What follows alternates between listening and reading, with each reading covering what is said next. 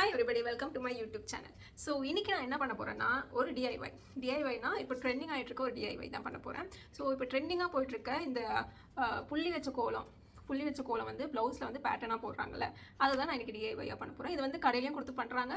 So இது வந்து ஈஸியாக நம்ம வீட்லையும் பண்ணிக்கலாம். ஏன்னா ஆல்ரெடி ஸ்டிச் ப்ளவுஸை ஈஸியாக நம்ம இதை பண்ணிக்கலாம். ஸோ இதுக்கு என்னென்ன நம்ம பண்ணணும்னா, ஃபஸ்ட்டு இந்த மாதிரி இந்த சைஸுக்கு, அதாவது உங்கள் ப்ளவுஸ் பேக் சைடில் எவ்வளோ ஸ்பேஸ் இருக்கோ அதுக்கேற்ற மாதிரி ஒரு பிரிண்ட் அவுட், ஒரு நல்ல புள்ளி வச்ச கோலம்.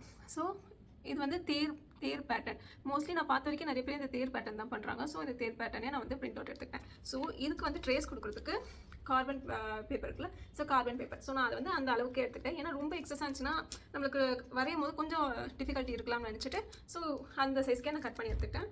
ஸோ இது வந்து 3D கிளிட்டர். இது மோஸ்ட்லி எல்லாருக்கும் தெரிஞ்சிருக்கும். இது வந்து 3D கிளிட்டர் அண்ட் ஒரு pen, any kind of pen.